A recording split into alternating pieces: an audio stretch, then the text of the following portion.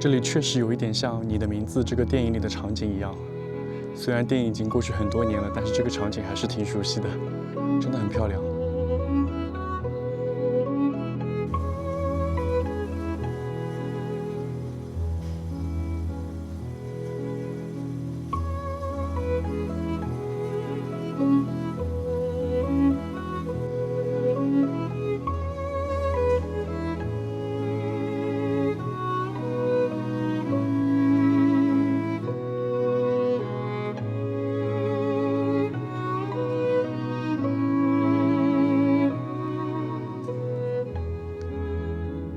Hello，大家好，我是夏木。在长野县有这样一个湖，它横跨3个行政区划，却因为像动画电影《你的名字》里的场景而被很多人熟知。同时，在湖畔还保留着一座至今仍在运作的制丝工厂，见证着这里昔日的工业辉煌。这个湖就是著名的走访湖。走访湖几乎位于长野县的中心部，是长野县最大的天然湖泊。数百万年前，地壳运动形成的断层盆地积水，造就了今天的走访湖。湖岸全线长约16公里，四周群山环绕，是走访地区最具代表性的自然景观。在车站前租了一个自行车，然后拿了一张这个走访湖周边地图，先去附近的一个叫做历史公园的地方逛一圈，大概从车站骑车10几分钟吧，可能。这个公园其实是在山上的，然后如果徒步的话要40分钟左右。在车站前租一个自行车的话比较方便一点，然后还可以打车，他们有一个出租车的一个服务。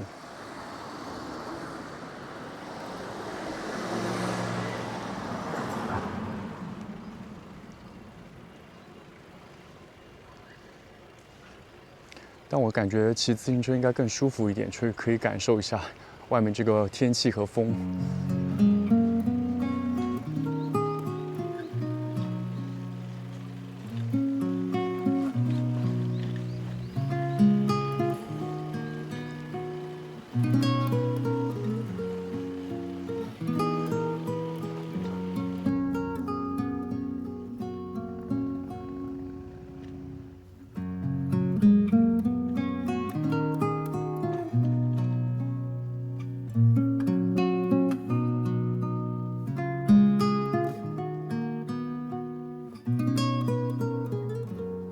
现在是在半山腰看到的这个走访湖，真的还挺大的，而且这个湖的周围是很平坦的，然后四周是有这个山环绕。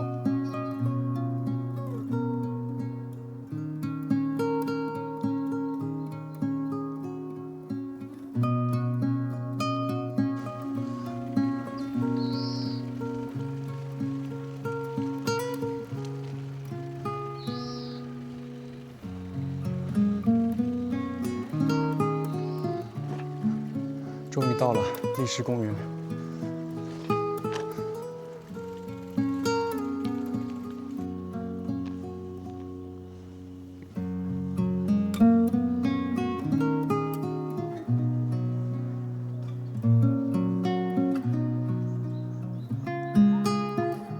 这里确实有一点像《你的名字》电影里的场景一样，真的很漂亮，可以俯瞰到整一个走访湖周边的城市街道，还有整个湖泊，以及周围的群山。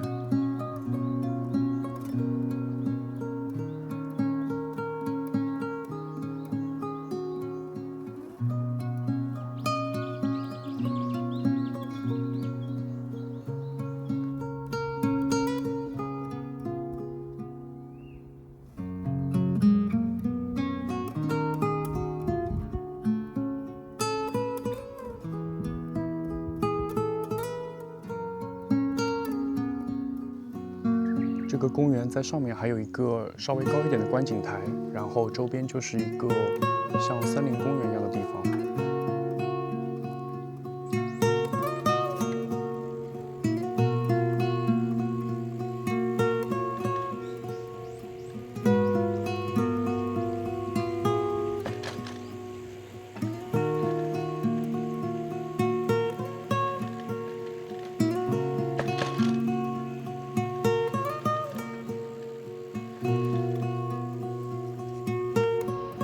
现在已经到了这个邹坊湖湖畔公园，可以近距离的看一下这个湖。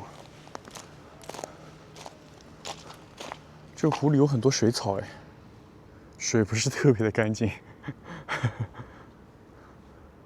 但这样整体望出去还是挺不错的。而且今天没有风，所以好像这个湖面上没有什么浪。然后这边有很多这个天鹅的这个船，小的游船，应该是可以乘坐这个船，然后去游览这个湖上的。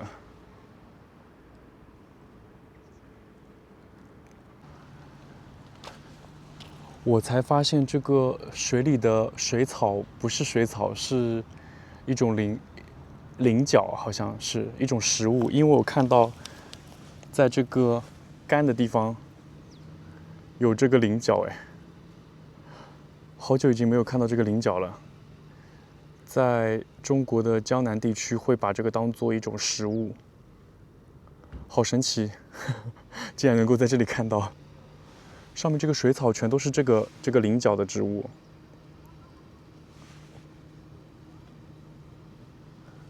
看上去也不像是种植的，应该是野生的。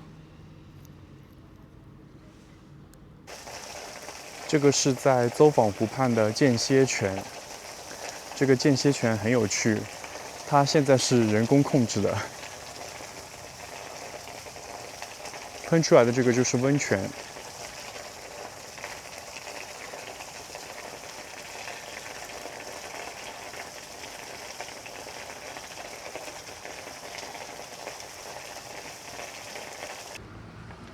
然后在这个湖畔，它有这个塑胶跑道和这个柏油路，都是可以骑车和跑步的，所以在这边很方便，就是租一辆自行车来观光。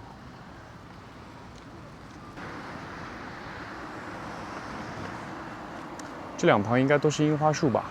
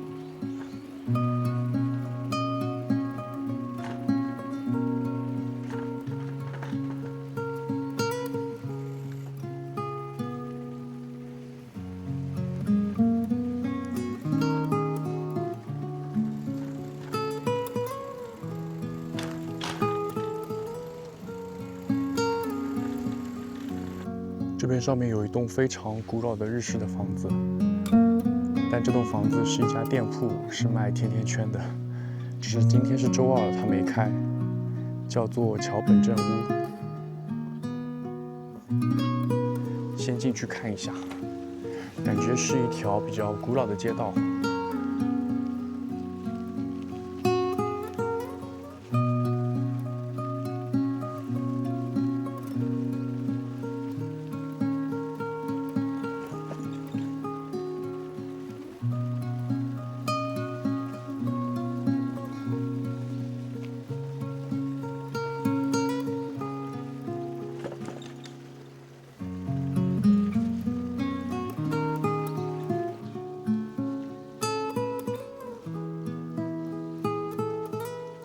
这里有一个旅馆，叫做米纳多亚，是那种比较老式的感觉。这个建筑特别的江户时代。然后在它旁边有一个叫做素场街道资料馆，不过今天没开。很奇怪，今天并不是他写的这个休馆日，但是没开。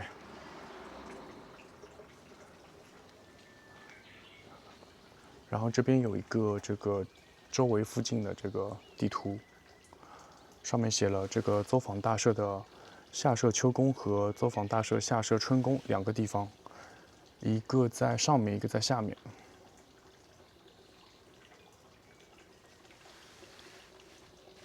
现在在这里，上面是秋宫，然后春宫的话就是沿着这个道往下走。先去一下这个秋宫看一下。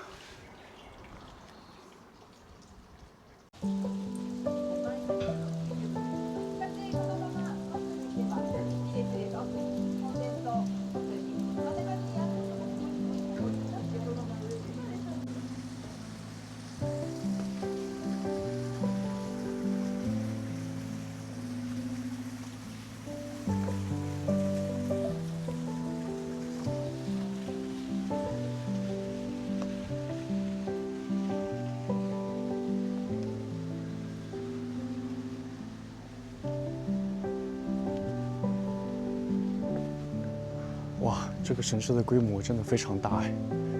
这还是其中的一个地方而已，这里有4个地方。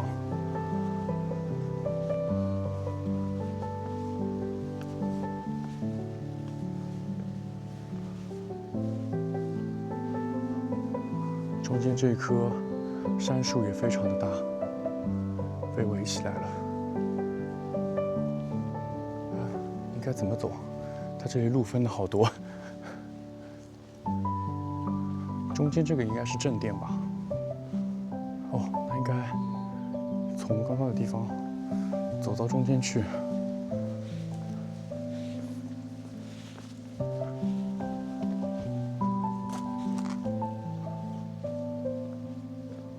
走访大社是日本最古老的神社之一，它由上社和下社4座神社共同组成，也是全国1万多座走访神社的总社。这里自古便供奉着守护自然与生命的神明，与走访湖的信仰密不可分。每隔7年举行一次的玉柱祭，更以数百人拉动巨幕的震撼场面闻名于世，吸引着来自世界各地的游客。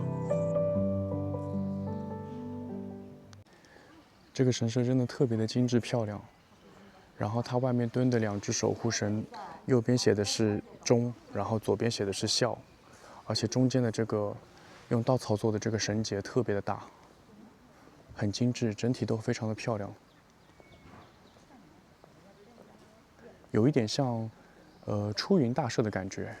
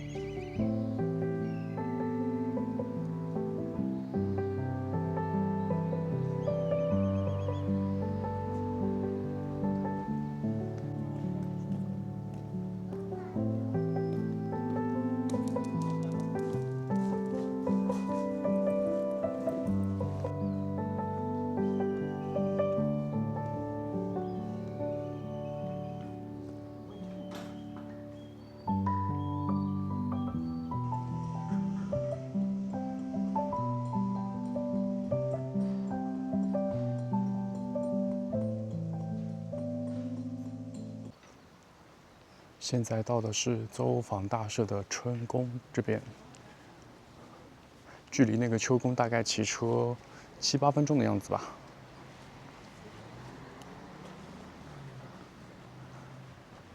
它这里也有2个守护的狮子，上面写的是奉献2个字。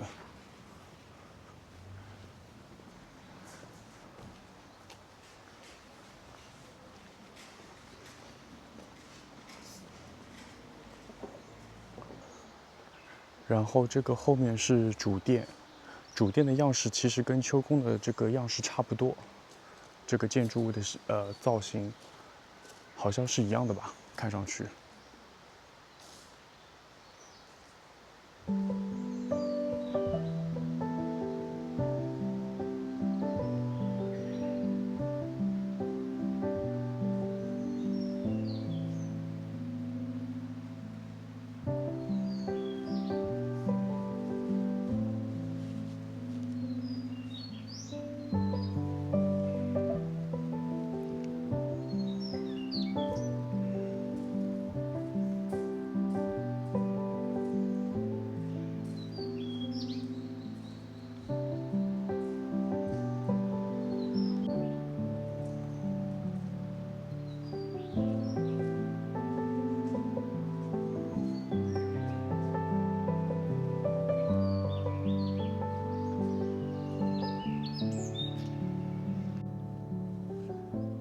从刚刚的走访大社骑车大概骑了有将近半个小时，现在来到的是这个钢骨蚕丝博物馆，这边也是一个工厂，是专门做这个蚕丝的一个工厂。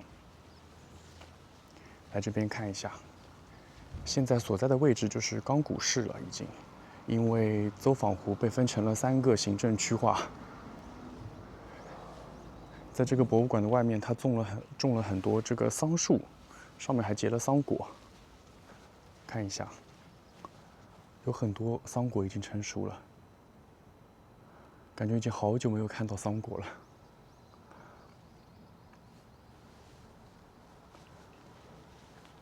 后面那些树也是桑树，不知道这里面能不能拍摄视频，看一下。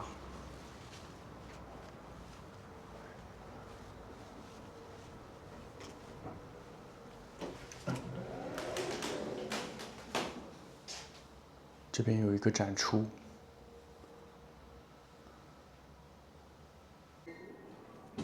买了一张票，530日币一个人，进来看一下。它这里面是可以拍摄视频的，然后这边有一个俯瞰图，现在所在的位置在这儿，然后是这样进去，绕一圈，很大哎，这个里面非常的大。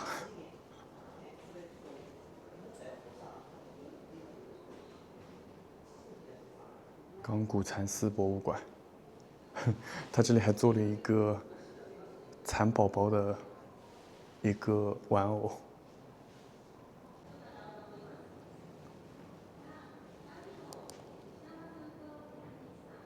这个地图展示的就是丝绸之路了。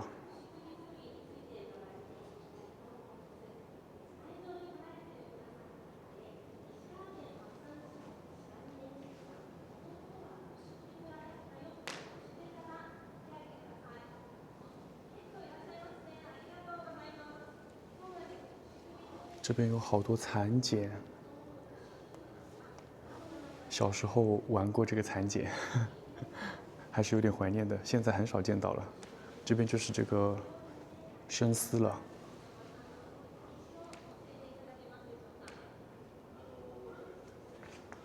然后这个是用丝绸织出来的这个绸缎，真的是有光泽的，很漂亮哎。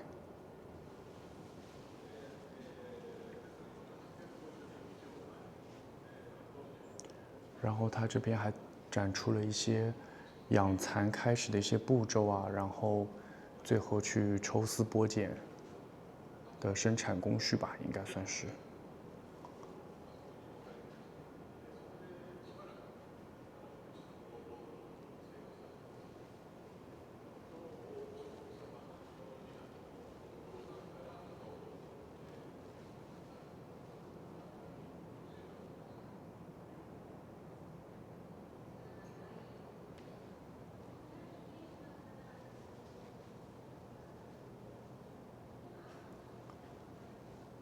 这里还展出了一些抽丝的这个工具，一些机械，还挺多的。还有这边是展示的是这个钢骨的这个蚕丝这边的这个工厂的这个历史吧，应该算是。哦，这上面应该是标注了所有的历史，不光是这里，还有其他地方的。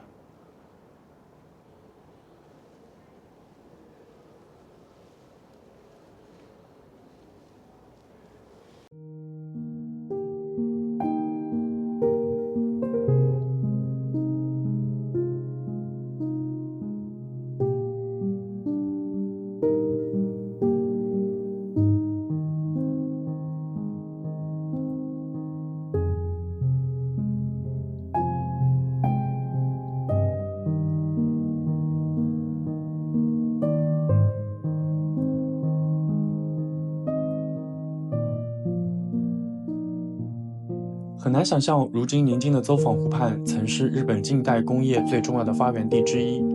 明治时期，这里凭借优质的蚕丝和丰富的水资源，发展成为日本最大的生丝生产基地，而冈古更被誉为丝都。当时，日本出口的生丝大量从这里销往欧美，为日本近代化提供了重要的资金。可以说，没有走访湖的蚕丝产业，就没有后来日本工业的快速崛起。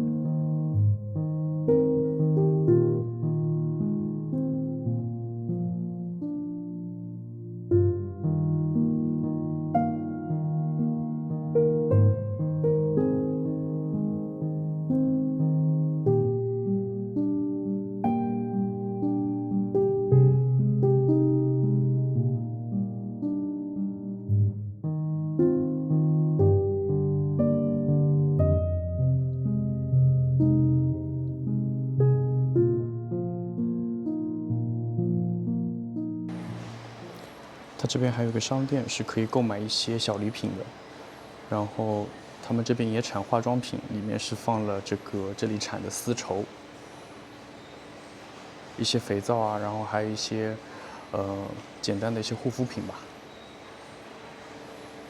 还有是卖一些蚕茧，还有这个应该是丝绸吧，价格都不是特别便宜。因为丝绸本来就很贵哦。然后还有卖一些就是绸缎做的一些小包啊，然后披肩啊或者围巾，东西还挺多的。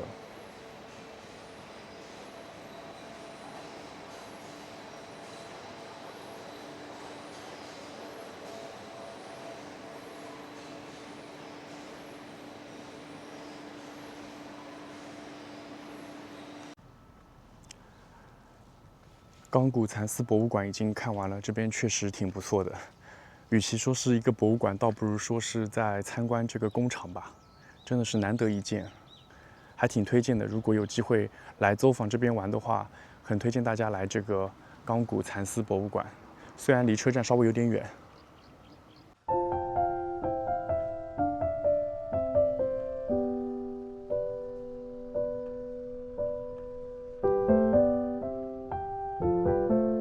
这次来到走访湖的行程，其实是从长野站返程途中顺路停留了大半天。这短短半天，足以让我感受到这里的风景、深厚的历史气息。如果大家以后有机会来到长野，或者是往返东京的路上，不妨在这里停留，感受一下走访湖的魅力。感谢各位的观看，我们下个影片再见。